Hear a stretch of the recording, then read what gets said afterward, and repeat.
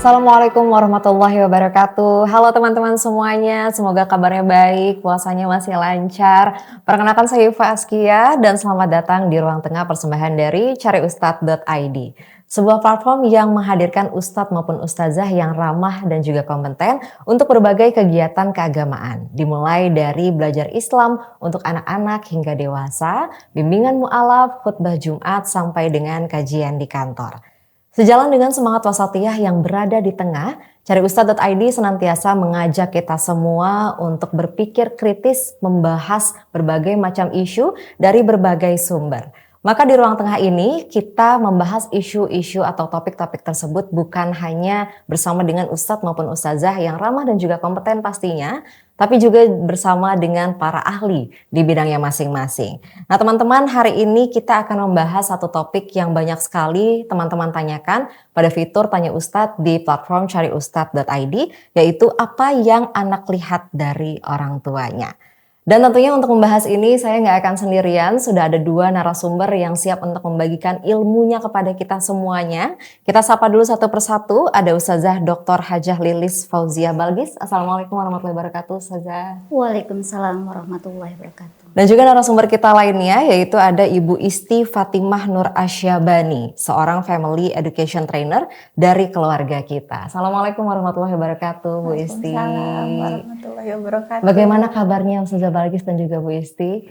Alhamdulillah tetap semangat. Alhamdulillah tetap semangat, puasanya lancar dan mudah-mudahan kita selalu sehat semuanya ya. Ustazah Balgis dan juga Bu Isti, ada istilah monkey see, monkey do. Dan juga diejawantahkan dalam istilah parenting itu adalah children see, children do. Itu menggambarkan bagaimana sebetulnya anak itu mengamati perilaku orang tuanya dan mereka mengikuti bagaimana orang tuanya bersikap, bagaimana orang tuanya menyampaikan banyak hal begitu ya. Dan tentunya dalam Islam juga sedemikian rupa diatur bahwa orang tua harus menjadi teladan bagi anak-anaknya begitu ya Ustazah. Dan kita mau tahu Ustazah, kenapa nasihat itu kan kadang-kadang orang tua tuh manggil anak gitu, dinasihatin A, B, C, D, E gitu. Tapi kadang nasihat itu tuh nggak kena ke anaknya. Lebih kena kalau orang tuanya mencontohkan dan anaknya mengikuti gitu. Kenapa Ustazah teladan itu lebih baik atau lebih kena gitu ya daripada nasihat. Dan sebagaimana yang dicontohkan pastinya oleh Rasulullah SAW ya Ustazah, gimana Rasulullah itu mengajarkan kepada kita semua akhlak dalam berkeluarga. Ya, baik. Terima kasih Mbak Iva. Ada sebuah makalah mengatakan nahnu ila qalili minal adab ahwaju minna ila kasiri minal ilmi. Kenapa sih Rasul yang diutus oleh Allah itu adalah manusia, bukan yang lainnya? Karena dengan diutusnya manusia ini adalah contoh nyata untuk dijadikan teladan. Berbeda ketika yang menjadi Rasul itu mungkin malaikat atau yang lainnya. Tetapi ketika manusia itu seolah kita itu diberikan contoh bagaimana sih cara berperilaku yang baik antara manusia dengan Tuhannya atau antara manusia dengan manusia yang lainnya. Jadi jelas nyata seperti itu. Kaitannya dengan anak, orang tua lebih bagus memberikan teladan daripada hanya nasihat tadi itu. Tadi makalah tadi itu berisi bahwa sedikit daripada orang yang mencontohkan dengan adab itu lebih dibutuhkan daripada orang yang banyak ilmunya biasanya kan hanya memberikan nasihat, begitu. Nah, kalau orang tua itu mau meminta anaknya untuk sholat, tetapi dia tidak sholat, repot. Meminta anaknya untuk melepaskan gadget, tapi dianya terus aja scroll, itu juga bukan contoh yang baik. Kemudian memerintahkan anaknya untuk bersopan santun, idealnya ya orang tuanya mencontohkan bagaimana sih caranya sopan santun itu. Nah itu. Kemudian Rasulullah ini adalah suri tauladan yang paling top gitu istilahnya. Karena Rasulullah ini adalah pertama menjadi suami terbaik bagi istrinya, menjadi sahabat terbaik bagi kawannya, dan menjadi contoh teladan yang baik bagi umatnya. bagaimana cara Rasulullah ini membimbing atau memberikan teladan kepada putra-putrinya. Rasulullah ini baiknya itu tidak hanya kepada putra-putrinya saja. Kalau kita kan kadang suka pilih-pilih ya. Tapi kalau Rasulullah ini kepada putranya para sahabat itu juga luar biasa. Maka yang perlu dijaga adalah an khalaqalakum min anfusikum azwajan litaskunu. Jadi jaga mental pasangannya dulu, biar memberikan teladan kepada anak-anaknya. Kemudian ketika melahirkan putra atau putri, maka awali dengan kata la ilaha illallah. Yang kedua, kemudian adalah berilah nama yang baik. Jadi suatu saat sahabat Rasulullah itu datang kepada Rasulullah untuk meminta putranya didoakan. Kemudian Rasulullah tanya, ini namanya siapa? Kemudian dijawab Fulan. Rasulullah dengan beberapa pertimbangan ganti namanya, karena mungkin dianggap kurang baik namanya. Kemudian yang ketiga adalah memberikan keteladanan agar anak itu jujur dan memberikan hukuman apabila dia berdusta. Jadi Rasulullah itu suatu hari diberi anggur oleh anak yang bernama Abdullah bin Bushr. Jadi Abdullah bin Bushr itu disuruh ibunya, tolong antarkan anggur ini kepada Rasulullah. Di tengah jalan Abdullah ini ngambil beberapa buah anggur.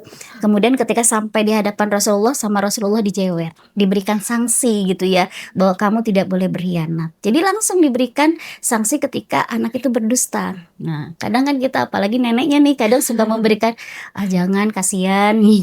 Kemudian yang keempat adalah anak ini diajak bahwa orang tua itu tidak boleh membeda-bedakan ketika memberi kepada anaknya. Rasulullah dapat cerita lagi bahwa ayah Nu'man datang kepada Rasulullah, kemudian cerita ibunya Nu'man marah pas saya ngasih benda kepada Nu'man. Kemudian Rasulullah tanya, semua anak dikasih enggak?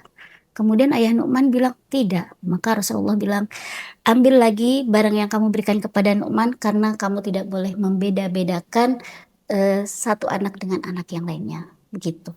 Jadi sebetulnya teladan itu munculnya dari anak lahir ya Ustazah, dari pemberian nama, itu orang tua dengan penuh harapan gitu ya memanggil anaknya, dan orang tuanya harus sadar bahwa saya mendoakan anak saya ini, saya juga harus berperilaku seperti itu gitu ya Ustazah ya. Nah Bu Isti, kalau dari sudut pandang parenting, seberapa berpengaruhnya contoh atau teladan dari orang tua itu kepada anaknya? Pengaruhnya sangat besar bagaimana cara orang tua berperilaku. Kan kalau ada kata-kata nih, we walk the talk gitu ya. Jadi bagaimana kita berperilaku itu lebih baik daripada kita hanya menasehati gitu ya. Apalagi bagaimana cara orang tua membangun hubungan yang reflektif. Jadi orang tua juga mampu untuk menilai diri sendiri, apakah aku sudah berperilaku dengan baik. Kemudian bagaimana akhirnya dia mencoba untuk memperbaiki diri sendiri secara terus-menerus. Nah dari situ kan anaknya lihat, oh ternyata orang tuaku juga terus belajar. Oh ternyata orang tuaku terus berkembang. Dari sana juga akhirnya dia semakin semangat untuk menumbuhkan pribadi dia yang paling baik gitu. Jadi lebih baik dan lebih besar pengaruhnya berupa contoh perbuatan daripada kata-kata semata gitu. Iya, jadi dua-duanya belajar gitu ya. Betul, apalagi ada juga kita sebutnya connection before correction. Jadi kita membangun dulu hubungan yang reflektif, hubungan yang aman dengan anak-anak, baru akhirnya kita bisa memberikan anak nasihat melalui melalui perilaku sebagai sebuah contoh. Iya. Tapi hal apa aja yang paling mudah untuk ditiru oleh anak dari sikap orang tuanya? Aduh, banyak banget ya. Kadang-kadang malah yang tidak kita duga sama sekali, dari cara kita kalau ngomong sambil nyureng gitu. Iya, betul. Terus kenapa nih anak ngobrolnya kok sambil nyureng? Oh ternyata kita yang sambil nyureng kalau ngomong. Bagaimana cara kita nada bicara, bagaimana kita mengontrol emosi, bagaimana relasi kita dengan teman-teman, bagaimana relasi kita dengan keluarga. Malah itu adalah yang lebih banyak anak tiru gitu. Jadi bagaimana anak memperlakukan temannya, bisa jadi adalah bagaimana cara kita memperlakukan rekan kita gitu. Bagaimana kakak memperlakukan adiknya, oh bisa jadi itu adalah cerminan kita dengan pasangan gitu. Itu hal-hal yang seringkali anak tiru tanpa kita duga. Iya. Tapi kan sebagai orang tua gitu ya, banyak namanya orang tua juga manusia gitu ya, banyak hal yang pastinya nggak sempurna gitu. Gimana cara memperbaikinya itu ya, Bu Isti? Itu kabar baiknya adalah Oke. tidak ada manusia yang sempurna Betul. kan ya. Tidak ada manusia yang sempurna. Jadi bagaimana orang tua membangun hubungan yang reflektif dengan keluarga dan dengan diri sendiri. Tadi kayaknya aku ngobrolnya marah-marah deh sama anak. Oh gitu, kalau gitu nanti aku minta maaf sama anakku. Maaf ya tadi ibu kelepasan gitu. Dengan kayak gitu kan anak jadi lihat, oh ternyata ibu juga bisa salah dan ibu mau memperbaiki diri sendiri gitu. Terus kita juga mencontohkan kepada anak gimana caranya kita mulai belajar untuk mengelola emosi dengan baik gitu. Kemudian yang satu lagi nih, kita juga nggak takut salah gitu. Kalau hari ini ternyata ini ada sesuatu nih yang perlu aku perbaiki, diniatkan dengan ibadah, besok lebih baik lagi gitu. Jadi poin pentingnya adalah sadar bahwa nggak ada manusia yang sempurna dan juga mau belajar untuk memperbaiki diri ya, kesadaran untuk memperbaiki diri. Nah, Ustazah kalau dari sudut pandang Islam, apa yang sebaiknya orang tua jaga ya, sebagaimana tadi kalau dari Bu Isti kan, Bu Isti sudah sampaikan bahwa kalau seandainya ada yang nggak sempurna harus sadar dan juga harus langsung segera berbenah diri gitu. Tapi dari Islam sendiri untuk langkah preventifnya gitu ya Ustazah, apa yang harusnya orang tua itu jaga supaya nggak memberikan dampak buruk kepada anak? Baik, yang pertama atau ini adalah yang utama gitu ya, bahwa orang tua paham betul tanggung jawabnya kepada anak-anaknya. Dalam ayat Bismillahirrahmanirrahim, wal yakhshal ladzina law taraku min khalfihim dzurriyyatan dhi'afa khafu alaihim. Jadi bahwa milikilah tanggung jawab, ini poin ayat ini, bahwa seorang orang tua itu harus memiliki tanggung jawab agar ketika kita suatu saat meninggalkan mereka, kan tidak selamanya kita akan membersamai gitu ya, bahwa jangan sampai kita meninggalkan dzurriatan apa, yaitu anak turun yang lemah gitu ya. Jadi apa yang harus dipersiapkan adalah bagaimana mempersiapkan skill mereka, mempersiapkan pendidikan mereka, mempersiapkan harta untuk mereka, kemudian mempersiapkan termasuk mental mereka. Dan yang pasti dan tidak boleh tertinggal adalah mempersiapkan keimanan mereka. Karena kalau sudah ada iman dan ada pendidikan, kita nggak usah khawatir. Karena Allah menjamin menaikkan derajat orang yang berilmu disertai dengan keimanan. Kalau sudah punya keilmuan, keimanan, maka untuk mendapatkan kehidupan itu dia sudah amalnya udah solih gitu ya, maka dia akan mendapatkan hayatan thayyibah, kehidupan yang layak. Itu sudah ada jaminan daripada Allah Subhanahu wa Ta'ala. Jadi harus betul-betul ini ya Ustazah, harus betul-betul yaitu kembali lagi ya ke Tanggung sadar jawab itu, dari tanggung orang jawab. tua untuk membekali si anak ini, sehingga anak ini nextnya itu terjaga dari hal-hal yang tidak diinginkan. Iya. Memang tugas yang berat menjadi seorang orang tua ya Ustazah dan juga Bu Isti.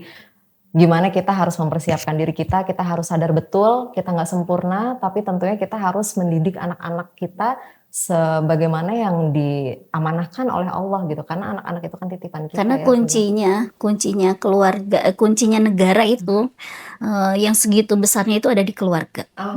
Kalau keluarganya rapuh, maka bangsanya juga gaduh. Tapi kalau keluarganya baik, maka bangsanya pun aman. Kenapa? Karena Indonesia ini adalah sekumpulan orang yang di dalamnya terdapat jutaan keluarga. Jadi tugas kita, baik itu yang menjadi masih anak, ataupun bisa posisi kita sebagai orang tua. Kutipan ya Ustazah, kalau keluarganya rapuh, negara jadi gaduh. Jadi keluarganya harus kuat dulu. Mudah-mudahan kita semua bisa mengemban amanah untuk menjadi orang tua sebaik mungkin supaya kita bisa melahirkan anak-anak yang tumbuh dengan baik dan juga bermanfaat tentunya untuk orang-orang yang ada di sekitar kita gitu ya. Terima kasih banyak Bu Isti, terima kasih banyak Ustazah Balqis, sharingnya sangat luar biasa sore hari ini. Mudah-mudahan teman-teman semuanya bisa menangkap dengan baik apa yang disampaikan oleh Bu Isti dan juga Ustazah Balqis. Dan tentunya teman-teman, selain episode hari ini akan banyak sekali topik lainnya yang akan kita bahas di Ruang Tengah. Jadi jangan lupa untuk disaksikan terus Ruang Tengah, persembahan dari cariustad.id. Dan akhir kata tentunya saya Faskia pamit undur diri. Selamat sore, selamat beraktivitas kembali. Wassalamualaikum warahmatullahi wabarakatuh.